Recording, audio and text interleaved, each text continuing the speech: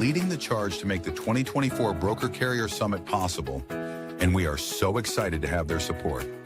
In case you haven't heard, TAFS offers much more than freight factoring.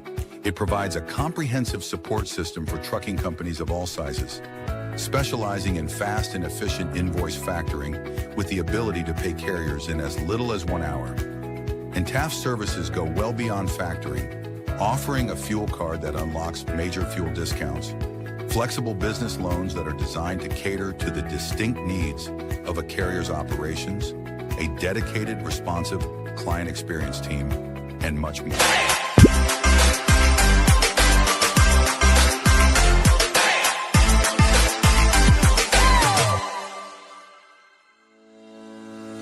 Black Box Logistics is a 3PL freight brokerage based out of Birmingham. Alabama Black Box Logistics was formed in 2020 by 3 friends, Logan Dyer, William Graves, and Will Hopkins, in a basement office with the goal of bringing transparency around the clock communication and hassle-free customer experience to the table.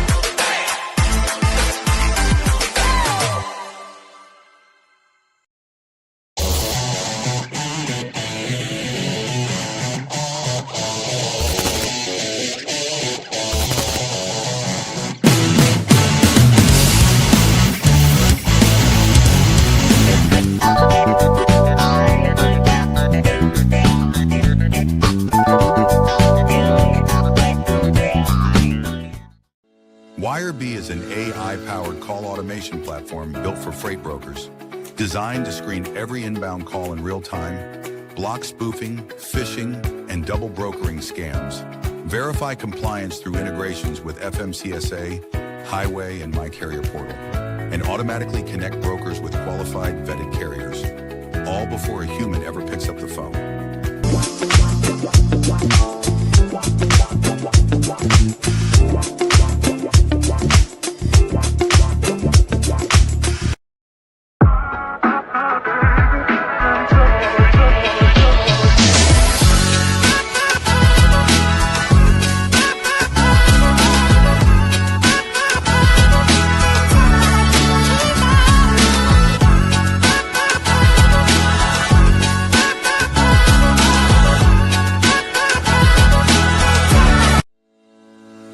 Sales-CRM is built for freight broker and agent sales teams. Manage your shipper prospecting and follow-ups. Organize your carriers in the lanes they run.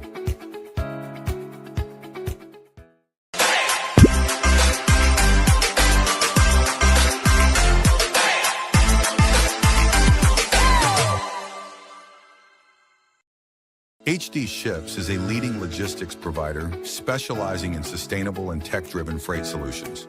With hubs in Reno, Phoenix, and London, we deliver comprehensive services, including full truckload, expedited cross-border, and intermodal freight. Leveraging proprietary technology, we offer 24/7 tracking, real-time visibility, and advanced automation to ensure safe, compliant, and efficient transportation. Our commitment to sustainability enables clients to offset emissions through carbon credits, aligning logistics with environmental goals. At HD Ships, we prioritize transparency, reliability, and exceptional customer service, empowering clients to achieve seamless, sustainable logistics solutions worldwide.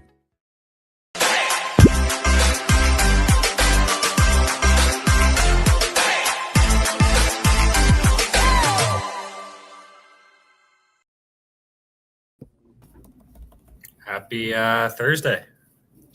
Matt Dog, happy Thursday. How's it going? Good. I'm not going to say that it's been a while since we've done a Thursday show, because you always say that I say that. So, hey man, we're new intro, I guess. How about it? How's your week been?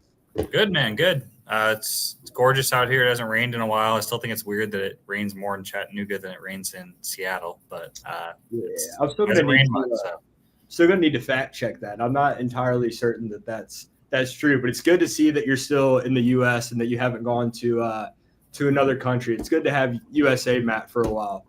Yeah, no, 100%. I'm enjoying Chattanooga. Well, shout out to our sponsors, Black Box Logistics. Not quite sure who they are, but we have had them as a sponsor for a while. All right, real quick, Black Box Logistics, the People's Choice 3PL.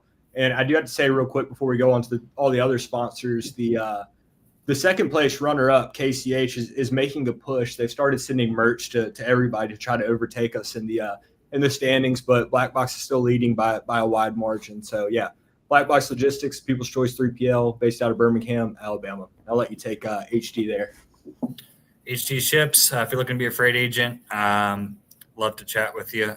We are 3PL as well. Happy pre-Friday to Alexander in the comments as well. He's a guy. He's what? He's a Black Box guy. He's carrier sales for my ops team. Oh, nice. Yeah. Sales Dash CRM, Freight Specific CRM. They've been a sponsor of the show since before we even went live. We just announced we were going to do the show. So about a year and a half. We have agents that use it. Will's company uses it. Yeah. And then our main sponsor, TAF's Top 10 Factoring Company. They're, really been involved in a lot of stuff lately. I know Will and I have met them both in person. Same thing with Josh. Top 10 Factoring Company, great rates. They have customer service open until 12 p.m. So, yeah, if you're looking for factoring, you're definitely someone to reach out to. Yeah, and I will say about TAS, even if you're not looking to make a change, their website contains a lot of just great educational content. Those guys are really good about simply caring for the industry, putting out good information. So if you're looking to learn some stuff, check out their website. It's a lot of good stuff. And then, yeah, just to echo what Matt said, Sales Dash CRM, we use it and we love it. Well, yeah, man, I'm pumped about the show this week. So this is kind of a first for us, because usually we bring a guest on and either I somewhat know them or you somewhat know them. Paul, I don't think either one of us had met him prior to pre-show backstage, but I made a post today, and it seems like he's all over my LinkedIn the past 2-3 weeks, and all the posts are, like what I would consider freight wisdom, a lot of good stuff about pricing, account management, and Paul's an enterprise shipper, so it'll be great to have him on and hear his takes on all things freight. Yeah, I'm kind of curious too what his kind of takes are on how things have kind of changed. He's obviously been in the game a long time, just from a sales perspective, from a 3PL, from a pricing perspective, from even a shipper perspective in terms of the technology, and all those hot topics. I'm sure there's a lot of different things we can dive into, so it should be good. 100%. And he's also the host of the Let's Ride podcast. So we'll go ahead and bring him on stage. Paul, thanks for joining us. What's up, guys? How you doing? Doing good. Happy Thursday. Thanks for coming on. And for those that don't know, yes, this will be like the first 2 minutes of conversation between us, respectively. So we're getting to know each other in front of people. So this will be interesting. Let's do it. Yeah, it's also not recorded. It's live. Makes it even better. Oh, Yeah. Let's do it. Yeah. Well, why don't we just starting off, like, for Will and I, and obviously for the viewers, maybe just kind of give us kind of a brief background of how you got into transportation, maybe kind of your career journey. Yeah, so I think like most, I've been around freight logistics since 2008, completely by chance. I think that's what I hear from at least half of my peers that I've been with in this industry for a long time. I was in a marketing class in college, and the owner of our company happened to go in and just talk a little bit about his company. I didn't do any internships. I had no real plan, and he gave out his business card to everybody. And, I got into that summer, blew through all the graduation money that I got. I'm like, oh, shoot, I'm going to probably need a job at some point. And so I was kind of cleaning out my desk and stumbled upon his business card. He tells me to come in the next day. He's like, hey, you want to be in customer service or you want to be in transportation? In my mind, I'm like, okay, customer service is like getting yelled at on the phone, and like that doesn't sound that interesting. Transportation, I've never heard of it, don't know what it is, but it's like, give me the mystery box over what I think customer service is. So literally that's the story. I get into transportation and I literally haven't left since. That's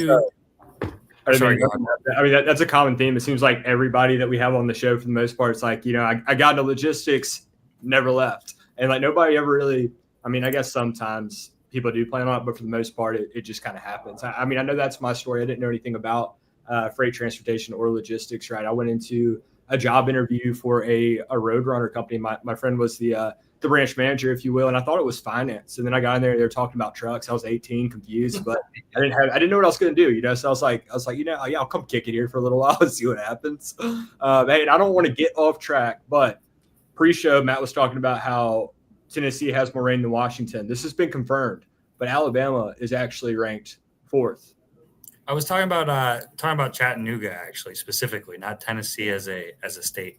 But that, yeah, I don't mean to get us off track. I am curious, Paul, like, because I know we probably have a lot of listeners. I mean, I guess technically, if you were born in 2008, well, you'd be 2008. Yeah, I mean, you'd be 18, 17, able to work.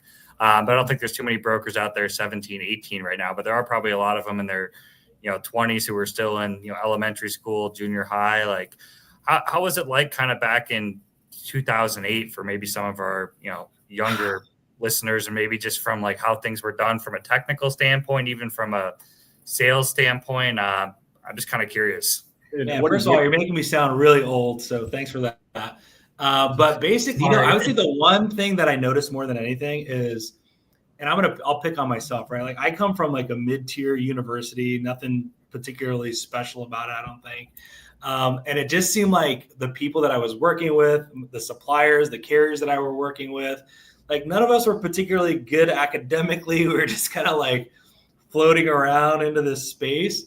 And the big shift that I've seen in like the last, I'm going to say 5, 6, 7 years is people coming into this industry very deliberately now. So we talked about it being one of like happenstance. People now, like the kids coming out of school that I see, they went to school for supply chain. They went to school for transportation. They're going to these prestigious universities.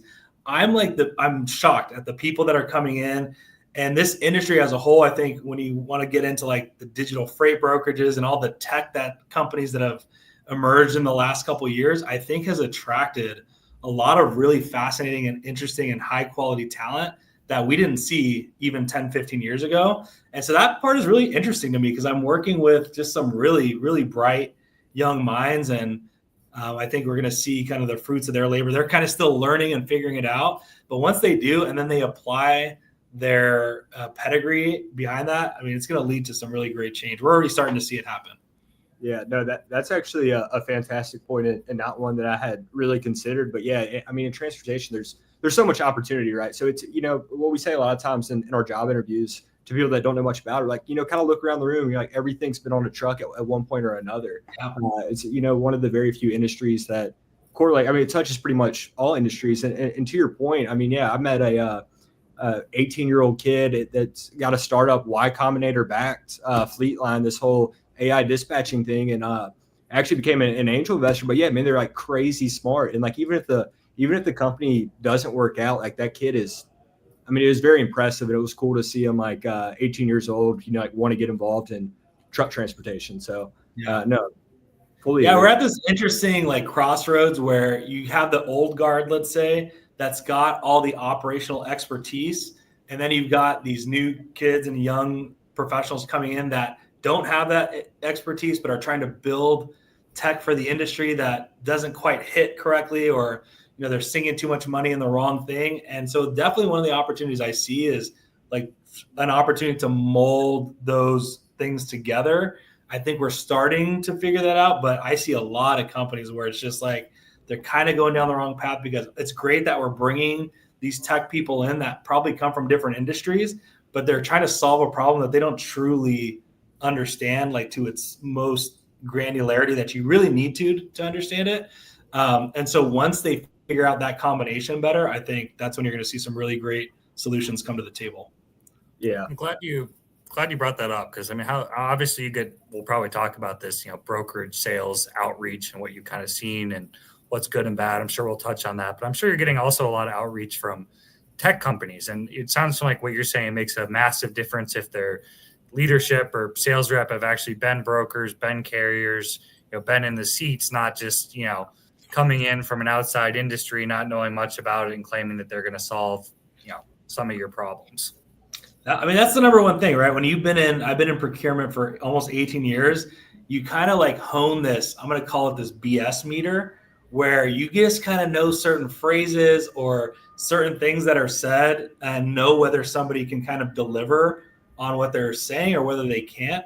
And I think that's kind of the big opportunities. And sometimes my BS meter may not be perfectly dialed in all the time, but I think a lot of really good, legit procurement professionals have kind of dialed that in to where, if you don't know what you're talking about, like you're kind of going to get called out, and at the very least, it's going to make the sales cycle harder. Especially, I mean, I would think with your sales cycle being enterprise shipper too, from both the broker and the tech side, it's not like it's a lot longer of a cycle. It's not like they can call you up one day and a week later you implement, this brokerage or that. There's a lot that I imagine that goes into it. So it's funny you say that, because it used to be so let's go back to 2008, much smaller company at that time. You could literally email me your W-2 and proof of insurance, and I probably would have just set you up in our TMS and we would have been off to the races. That's what I could call when I was calling carriers saying, guys, I need, I'm shipping freight out of Pennsylvania going into Maine, and I couldn't find any trucks. And I made like 10 phone calls, and like maybe 1 or 2 people took my phone call. And I was able to get a truck, but it was really, really difficult.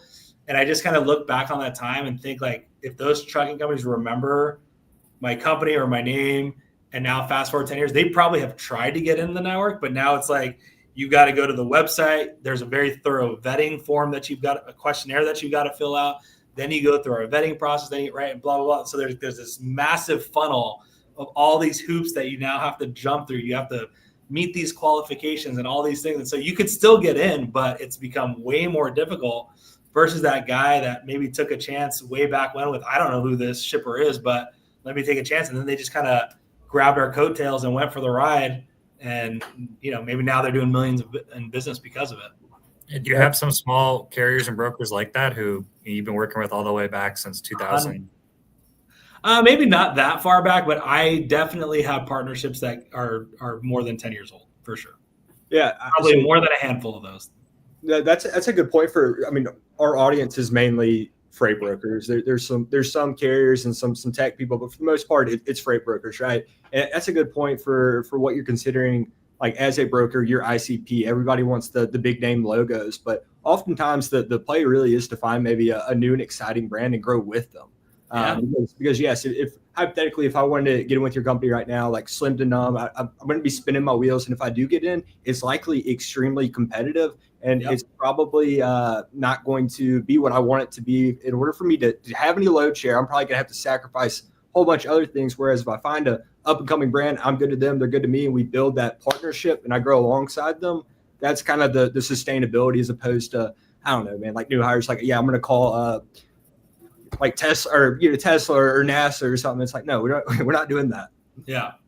No, we tend to be expert. We're mature organizations with expert buyers, right? Like, we want you to be, these companies to be profitable, but you're going to have to really know what you're going to have everything tight. Your ops have to be tight. Your purchasing has to be everything. Your tech has to be tight versus, like you said, like going to your local grocery store and just start looking at the fine print on the different items there, and you're gonna uncover a bunch of companies that maybe they've got shelf space, but it's like they've got this tiny bit of shelf space that, hey, that could turn into half an aisle one day. You never know, right? And I guarantee you, people are not calling on those people yet I'm getting 300 solicitations a year, right? Yeah, only 300. At this, that's not including my team, right? So, you add it all together, it's going to be maybe 1,000. Yeah, that's what I was going to say. I was like, I'm sure it's. Have you seen the outreach get more? Obviously, we're not. We haven't talked about the market conditions, but it's obviously not been a great market the last couple of years. I'm sure outreach has been up, I would imagine, the last couple of years. It's about the same. What I will say about outreach is that it has not gotten better. In fact, I might argue it's gotten worse. That's one thing that you notice, right? You just read the email solicitations, not really get phone calls as much anymore. But man, it's just like, try a little bit, man. Put in just like a tiny bit of effort. I see vast majority, just a lot of just what seems to be these cookie cutter emails where, they change the subject line a little bit. They put my name, obviously, and sometimes even like my name is in a different color than the body of the email. It's like, okay, clearly you're just not trying at all, right? And so there's these obvious signs that you can see. But yeah, I think outreach has not. There's still a space for that, but very, very few people know how to do it correctly. Yeah. Well, so I do kind of want to backtrack just a little bit to talk about those up and coming brands, right? And this reminds me of one of your posts that you made of the outreach of kind of coming at it as an advisor. So if I'm thinking about an up and coming brand with this little shelf space, I might have enough experience to kind of close that gap on what they need to be doing logistic wise, as opposed to your company. Like, Paul, if we have a conversation, like, I'm probably not going to have much insight that you don't already know or have figured out. I won't have these, groundbreaking solutions. To be frank, I probably don't offer you more value than, like the next guy. But these other companies, I do my research, I look at maybe some inefficiencies, and I have a real value prop. And I think that's the good stuff. And yeah, you can get customers with the blast, and like it, if you do it enough, like you're gonna get a few. But there's a much better way to do this. 100%. Yeah. Well, let's segue. Or go ahead, Matt. You got a question? No, I was just gonna go kind of into the outreach. I'm sure there's some new reps. Kind of, are there a couple of maybe good examples of just you kind of gave some examples of some bad ones, but maybe just some good ones, good outreaches that come into mind that you've had over the last year or two or your whole career? It's very rare. Maybe I'm gonna say 2 or 3 emails out of 100 actually catch my eye, right? And so why is that? Like I said, some are just very generic, but you can tell when somebody puts some effort into it. And I know there's different companies that have different philosophies. You have some that are all about quantity over quality, just like, hey, I want to put my shotgun, I want to blast as many as I can and see kind of what comes in, versus somebody that's much more targeted and maybe sends out a fraction of the outreaches, but it's like they've done research on your LinkedIn, they know where you went to school, maybe they reference a sports program that's doing well and they mentioned something there. Maybe you have a mutual connection in the industry. Maybe in their interest section, they mentioned, I think on mine, it says something like I coach Little League Baseball. So somebody might reference that. They go to the website and do research on who are our customers, what are our manufacturing capabilities. They go on DAT. And even though it's not explicit, when I have a load on there, you can tell the origin point to the destination point, the commodity, like you can make inferences. So there's so many resources out there that you can do research on to at least demonstrate, guys, I'm trying. Like I spent an hour, 2 hours doing research on your organization. And to your point is understanding, Will, like, can I be of value to your organization? Well, start by don't just ask me, hey, can I be of value to your organization? Look at the public forum and see, can you or not? Maybe you can, maybe we have a mutual customer. Maybe you're already servicing one of my end customers. And so there's a synergy opportunity there, right? Like I'm not seeing that level of work that's being done. And if you took the time to do that, I think you could increase your success rate quite a bit. Yeah. And if you wonder, that's okay. Like it's okay. It's okay to not be the best partner for every customer, right? They do the research and it's like, okay, this doesn't fit like our ideal freight and what we do well. Like I don't need to pursue it. Like let's focus on like, what we do well. Go ahead. Yeah. By the way, if you do that research and you don't like what you're seeing, that's fine. Disqualify me. Time is money. It's valuable to all of us. So yeah, by doing the research, you're doing me a favor by not wasting my time. You're also not wasting your own time. So it's a win-win, right? Do you think it's somewhat of a training thing? Because it honestly surprises me a bit, because I would think that, some of the top 100 3PLs that are reaching out to you, being an enterprise shipper, I would think they'd put their more seasoned, reps on that account. Because, if you were maybe a shipper ship 1 or 2 times a week, I might understand you get some poor outreach, but it shocks me a little bit. Do you think it's a training, more of a training issue, or I guess kind of what are your... It's definitely a training issue. It's definitely some of the large carriers out there. I don't think they're necessarily talking to one another very well. Like the best example I can give is like when a company is broken up into, let's say, modes, like this person does brokerage, this one does asset, that one does intermodal. You might have 3 different people from the same company, because technically, yeah, you can go into the CRM and claim that, but you're claiming them for that mode, not for that mode. Right. And so I could be hearing from that company multiple times. That happens frequently. But yeah, in general, it doesn't appear as though there's very good training out there. And like I said, I see it all the time, every single day. Yeah, I'm sure. We get, or at least we get some solicitations, or I get a lot of like text solicitations. A lot of them are very bad. I've got one guy who's been emailing me for the longest time. He keeps calling me the wrong name. I think he's doing it on purpose to get me to respond. Because every time it's like, Bill, John, what the fuck are we doing? Weird. Yeah, Well, Zoom Info lies a lot of times. I mean, it's funny. Zoom Info still has a phone number of mine from years ago on there, which I'm not complaining about. But I think some people rely too heavily on like one source too, and that's why they end up with wrong names and stuff like that. Paul, I want to segue into pricing. So one of the posts that I mentioned, or your post in general, caught my attention, but one in particular was about pricing, and it was a great example. And it's one of those what I consider somewhat hard to teach. It's what I would consider tribal knowledge, right? So the example that you had was a city in Arizona or Nevada going to a city in California. It's like, okay, A to B lane, it should cost the same, right? But then no, like let's look at it. Shipment one, appointments both ends, very, very strict, slow time, all that good stuff. And it's something that we've been really focused on at Black Box is identifying those factors in our true, what we call our cost to carry. So a lot of times we'll have new reps, and they'll be like, quote this lane. It's like, well, we need information. We can't just, there's so many variables that affect the pricing or even time decay, right? If you have 2 hours to get a truck in versus 6 days, open windows, I think that's the toughest thing to do. Or actually, I don't even want to say toughest, the best thing to do to automate. I don't know your thoughts on that, but automating that and making it tribal to institutional.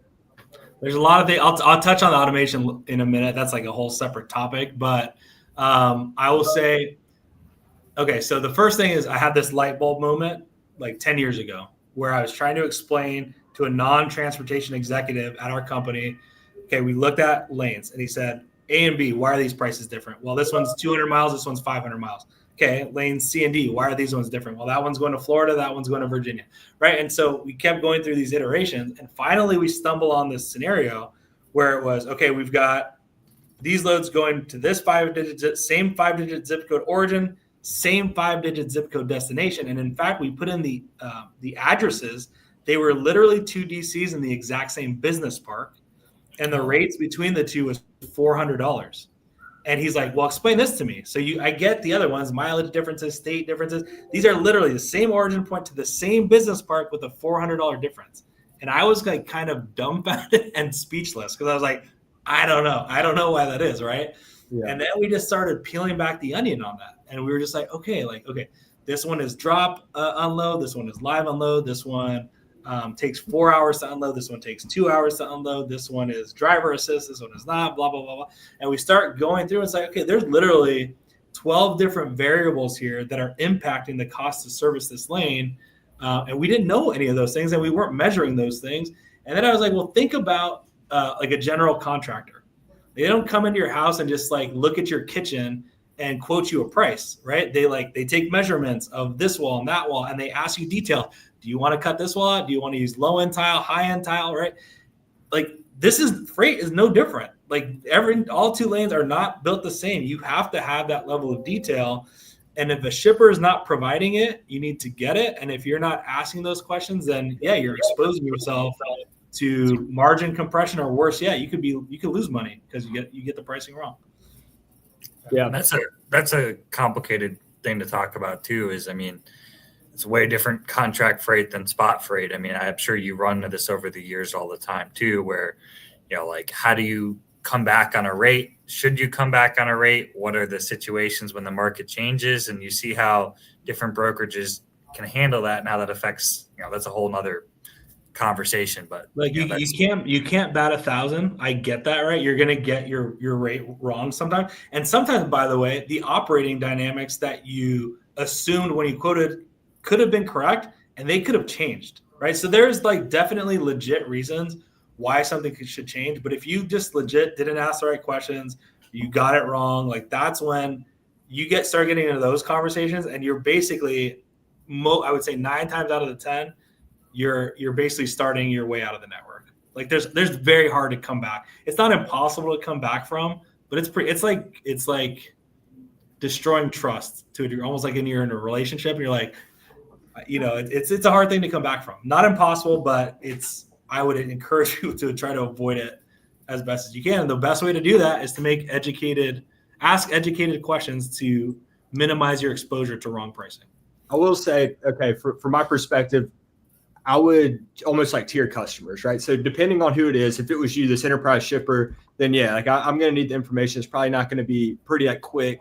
But say my organization, what we do, for example, we work with a lot of small to mid-sized companies, and the speed is more important. And we have an idea of educated guesses, right? And we're going to take our chances, pay to play on the first one. We're going to get the information we can while remaining fast, quick, agile. And then we're going to collect the information on the customer over time. And on the back end, I'm going to tier them 1 through 5. And basically the tier is going to be ease of moving the load, right? And if it's a harder tier, we're going to price accordingly. And we can get really granular with these, like this TARP or this appointment, this or that. But really, I'm just going to tier it with a buffer and on a macro level across a large scale without it being linked to a direct integration. That's worked pretty well.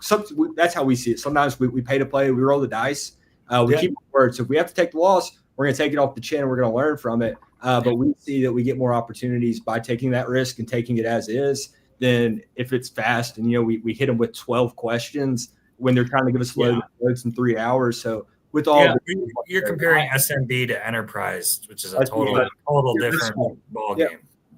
Exactly. And it is difficult. I get that, right? Like you don't want to send anyone over like a 12-point question too. So I know I'm kind of talking out of both sides of my mouth. Obviously, ideally, if you can get them to answer all 12 of those questions, that would be the ideal scenario. I also understand people are running businesses and that's not always possible. So to your point, you may have to go in and let's say make an investment. Maybe you get it right, maybe you get it wrong, but at least you're collecting data so that you make a better pricing decision next time. The other thing you could do too is you could tell the shipper like, hey, look, because you don't have this information, you can't give it to me. Here's the range of rates. Like if you're this inefficient in your operations, it's going to be on the higher end. If it's, lower, it's going to be here. And over time, this relationship is going to tell me where you land. Oh, and by the way, because I take this approach, I'm now, you talked about, value-added activities. It's like, I'm also educating you on what levers you can pull in your business to improve the cost to service you. So if you actually want me to get on the lower end of this rate, I can't just give that to you, but you can improve your load time. You can do X, Y, Z. You can automate your tendering process, and I can get you to this price that you want to be at to where I'm not sacrificing my margin and I'm getting to a sustainable rate. And at the same time, you're helping them improve their operation. Yeah, there's usually low hanging fruit in there too with the things, like you mentioned, when you had maybe you didn't call it like an epiphany, right? 10 years ago, somebody who's not on the transportation side may not realize what is affecting it so much. So it might just be having a candid conversation like, hey, this small thing, this lead time makes a massive difference for us. Or man, we run into a lot with, again, SMBs, how they send over information. It's like, man, just put it in one email, the stuff that we need. We don't need this like long run-on sentence or 6 phone calls. It makes it very hard to do our job. And usually it's just candid conversations and then finding that middle ground and yeah, like you're saying, providing value. But really, some people, I guess, wouldn't approach it or think that that's really adding value, but you're helping them by helping yourself. 100%. There's also the low price thing you see too. I mean, I've seen people with enterprise contracts, go lose money purposely, big companies for 6 months at a time and then flip it around. I mean, that I know Will's talking a lot about SMB, but there's a lot of different things you see when you're talking about contract freight versus, spot SMB, email type of freight. I'm sure that's something you have to look out for too. Like, hey, is this company actually going to honor this rate? It's like, 15% less than everybody else. Like, what is this real? Then I have to make that decision internally too. Yeah. I mean, part of our job is to look at we call it outlier rates and just say, is this legit? Like you said, right? If most of the rates are kind of clustering around a certain area and then you've got one outlier, we don't just ignore it. It could be legit. Maybe they've got the exact perfect backhaul for this or whatever, right? There are unique situations where that is legit, but you have to vet that out first. You should vet that out first because otherwise you are rolling the dice and maybe they'll honor it. And you just say, hey, look, I know they screwed up on the price. I'm going to let them run this at a loss until they tap out and cry uncle, right? But like I said, we're sophisticated enough for the most part to know when we believe that something's been done incorrectly. Either we won't award it or we'll say, hey guys, we may ask some more operationally probing questions to understand how they arrived at that price. Sometimes it's like, hey, you got the operating assumption wrong and that's why it's so much different than everybody else's price, right? So we do try to take advantage of those when it's sustainable and it makes sense in those unique circumstances. But we also know when, hey, we probably should move on. Especially to imagine with your time and the time it goes into doing a bid and how many people are involved. Like if you just award someone 300 lanes and all of a sudden they tell you a month later, hey, we screwed up. We missed that it was, driver assist or something. And now you got to go rework 300 lanes. And that's, kind of a mess for you guys, I would imagine. Mess. Huge mess. Do you guys how much do you blame that on the company versus the rep too? Like if some of these scenarios were happening, do you never work with that company again? Or do you think if somebody from that company 3 years later reached out, but it was new reps, you'd give them a shot? Or do you blame that more on man, that happens. You must be reading my inbox. That happens all the time. I think, one, I think you try to avoid that scenario to begin with. And how do you do that? I think as a shipper, it's your job to educate your bidders by giving them as much information about your freight as possible, as much data as you can as possible. The more you can share, the more transparency, the more accurate they can price your business. The other thing too is we really don't bring in that many new suppliers because the incumbents already understand that, right? They understand how to price in, how we operate our business versus a non-incumbent that has to learn those things, which can muddy our data up quite a bit. So we're very, very selective for that reason. So, again, to answer your question about the rep that screws it up, it's not really. I mean, you get one chance and you either screw that has happened before. And then maybe let's say the CEO of the company comes and says, hey guys, sorry, my bad. I'm going to have an executive now be part of this process to kind of oversee and make sure that doesn't happen again. Can we get another chance? Okay, I'll give you another chance. They screw that one up. It's okay, that's it. You're done. Yeah, that's what happens. I do feel for some reps at, big time companies because they may have just gotten a logistics 2 years ago, but there are some massive screw ups that I know there's some shippers that will not work with XYZ company because somebody 7 years ago, did something, but you have to see it from the shipper's side too. Like your boss and everybody else, if they, some massive claim or some massive mess up, you have a boss you have to answer to as well, That's right. So what are you seeing from your current vendors, providers that sticks out to you? Maybe some stuff that's not, I don't want to say cookie cutter, but good service, on time pickup. Are you seeing anything new, flashy that's kind of catching your eye that's making for crazy efficiency or anything like that? Automation, AI, anything along those lines? Yeah, I think high on-time delivery and high tender acceptance in this market are kind of table stakes. Those used to be points of differentiation. They no longer are. I see those that actually have good, accurate data and know how to surface that data into actionable insights and tell me things about my business that I may not know, and take more of a consultative approach can be helpful. Like I said, we're pretty sophisticated, so we have a pretty good idea, but every once in a while they may surface an opportunity that we weren't aware of. And we love that, right? It's hey, let's go take advantage of that. So that's certainly an area that we see. And then looking for sustainable savings, which is if you have a cost per file, I know everyone says it a little bit different, but what's your cost to transact a shipment? Mm-hmm. Is it $125, $150? And what are you doing, be it AI, tech, streamlining processes, people, to get that cost per file down? Because that's money you can take to the bank, whether it's, a soft market, a tight market. It's you've legitimately created a competitive advantage that's sustainable. It has nothing to do with the market. You're just that much better at transacting the shipment. And we love stuff like that. Yeah. So for anybody listening, what Paul is describing, interrupt me if I misheard you, but basically, so if brokerage A, for the cost for them to operate, run a shipment through the load cycle, say it's $200 versus company B, it costs them $100, and that $100 difference, I mean, I can bake that into my rates, right? So I can quote $100 less because it's going to take me $100 less to run the shipment through, and that's something that a lot of the bigger companies all know this, but the smaller companies, small to mid-sized brokerages, don't really consider. It's always GPM percentage, revenue, but that's the important stuff. 100%. But it's good stuff. Yeah, 100%.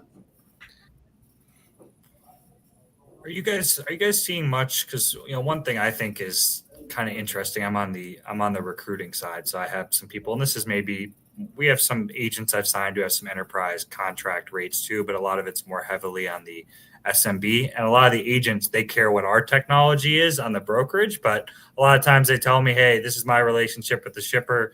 They don't really, the shipper that they're bringing in with them, they don't really care too much about the tech. And when I was a broker, that was, but I would think maybe at the enterprise level it maybe is a little bit more important then on that as well. Like obviously EDI, API, integrations, things like that. But how much, I guess, being on the level you guys are at, like how deep of a dive do you go into the brokerage's tech, or do you just want to know that their tech works for what you want done? I don't know if my question makes sense. Yeah, the latter, right? Like I don't need to tell you how to run your business. I just need to see how your efficiency reflects in your pricing. Yeah. And if it does that, then I'm happy. I'd say, yeah, that goes into what we were just talking about, really, like the cost to service a load. If you're integrated, whether it's API or EDI, building the loads, all that good stuff, I'm sure that you can kind of get a feel for, like the sophistication of this company that's soliciting my business. Because again, that's kind of low hanging fruit where we are today. 100%. I would imagine there's a lot that just can't service your business just with their technology, because it seems to be the gap. There's a lot of old school brokerages who are not really adapting to technology, and then a lot of newer brokerages or more established that are leveraging it. So it'd be kind of interesting to me how things kind of shape out the next 3 to 5 years. But yeah, I mean, that's the thing, right? Is like, do you have the self-awareness to know whether your organization's even capable of servicing my business because of those reasons? Because if you think about it, if you do get a chance, you're probably only going to get one chance. So make sure that your organization is actually in a position that if you get that chance, you can actually, take advantage of that chance. I've seen way too many that kind of get over their skis, and then before you know it, they're out the door, and you just close the door for a couple of years, maybe forever, right? So you kind of have to be more the whole team too, right? Not just the broker. I mean, accounting, how they're billing you guys, everything, the whole process. That's right. Yeah. Well, I mean, I think that's important to consider for the brokers listening. Talk about getting ahead of your skis. I think that as brokers in nature, like we're in sales, we want the business, we want business, and we want more business, and we want more business. And I think a lot of times people have trouble saying no, or just being very candid of what their capabilities are or what they're good at. And any opportunity is taken as a good opportunity. They're going to grab anything they can, and they grab something they shouldn't have grabbed, and they mess it up. And you can't trust them again. You don't necessarily need more business. You need the right business, right? Yeah, exactly. I mean, that goes back to, again, cost to run a load, all that good stuff. Well, awesome. I mean, we've covered some good ground. Paul, you want to hit us with any freight wisdom that we haven't gone over? I think you exhausted my freight wisdom for today. I will just say I did put on there my podcast, Let's Ride. It's always awesome to connect with other podcasts. Mine is somewhat freight related. I probably half the people I interview are supply chain people. The other half are not. I've interviewed a custodian at an elementary school. That was one of the best conversations I've had in a long time. I'm interviewing a doctor in a NICU tomorrow, kind of all over the place. But I'm just, for those that are dads or mothers out there, young parents that are probably, have their kid in the back seat that's asking them all kinds of questions that you can kind of partially answer some of, and you can't answer the rest. Like I'm kind of talking to experts that are helping me fill those gaps as I try to navigate, how to teach my 7-year-old how to basically learn things at a faster rate than I did. Like they're going to still make their own mistakes, but if I could give them some insights that help kind of speed their learning curve along and have some fun while I'm doing it, that's what I'm working on. Yeah, that's awesome. Yeah, I love that. I'll check it out. Hey, let's ride. I'll check it. Baby. Let's ride. Yeah, we'll post the name.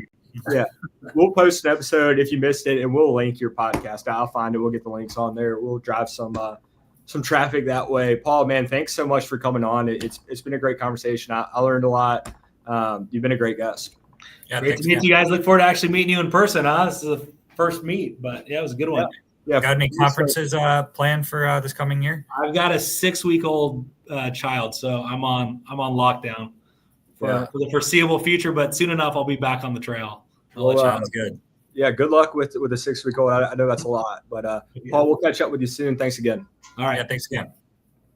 All right. That was good. I enjoyed it. I kept trying to have to remind you, Will, though, he's an enterprise shipper. You're talking about every time I brought that up, I said S&B versus enterprise. What I do on a day-to-day basis is enterprise, but like most of our audience is probably working S&B. So if he says something from an enterprise perspective, it's not black and white, and everybody doesn't need to take that to like the mom and pop shop. It's all good. Well, I'm giving our audience it's a little bit more mixed, That's where I'm giving our audience a little. We gave them mixed feedback. We went enterprise, S&B. They got a little bit of everything. That's fair. All right. Shout out to our sponsors: Black Box Logistics, Will's company, HD Ships, where I recruit agents for. Sales Dash CRM, the GOAT CRM, Freight Specific CRM out there. Obviously, we just spent a whole episode talking about how to reach out to shippers, and some of that goes in there. I mean, you got to be able to keep track of your shipper leads well and organized too. So that's a great thing. And TAF's top 10 factoring company. Cash flow isn't easy in this market, and TAF does a great job. Ryan and Rob, fantastic company. You definitely reach out to them if you're looking for factoring. Hell yeah. Then shout out to Ashley. I thought my husband was signing me up to drive 18-wheelers. Well, with that, we'll call it a day. We'll have the dog of the week out tomorrow. Appreciate you guys for tuning in. We'll be back at it soon. Sounds good. See you next week.